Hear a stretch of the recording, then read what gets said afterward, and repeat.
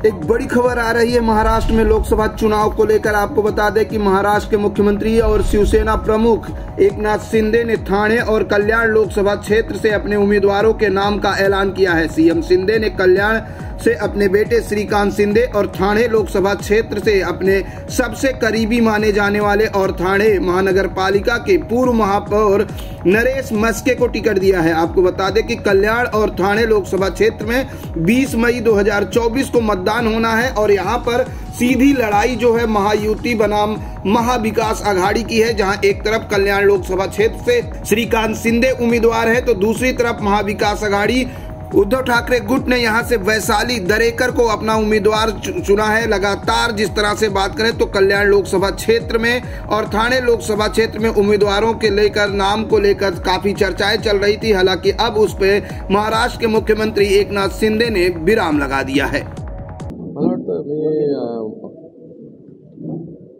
माननीय मुख्यमंत्री एकनाथजी शिंदे साहेबांचं खूप खूप धन्यवाद व्यक्त करतो।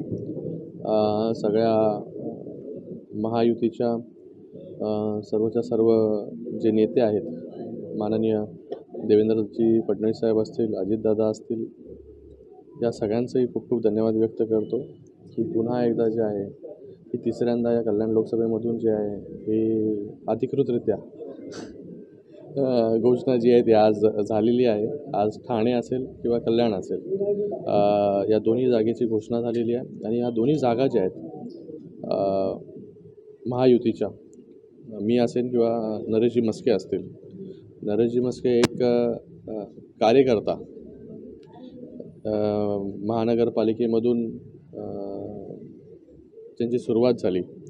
आज जे आहे हा ठाणे लोकसभा त्यांना रिप्रेझेंट करण्याचा चान्स जो आहे, ठाणे लोकसभेवरती उमेदवारी जी आहे ही माननीय मुख्यमंत्री एकनाथजी शिंदे साहेबांच्या आशीर्वादाने मिळालेली आहे। हा पूर्ण जिल्हा जो आहे हा हिंदू हृदय सम्राट बाळासाहेब ठाकरे आणि धर्मवीर आनंद दिघे साहेबांच्या विचारांना मानणारा जो आहे हा जिल्हा आहे आणि या जिल्ह्यातील जे आहे ह्या दोन जागा गेले अनेक वर्ष इथे युतीचाच उमेदवार जो आहे तो निवडून येतो आणि ह्या दोन्ही जागा ज्या आहेत मोठ्या फरकाने बहुमताने जे आहेत ह्या निवडून येतील असा विश्वास या ठिकाणी व्यक्त करतो मी आणि पुन्हा एकदा माननीय मुख्यमंत्री एकनाथजी शिंदे साहेबांचं खूप खूप धन्यवाद देतो।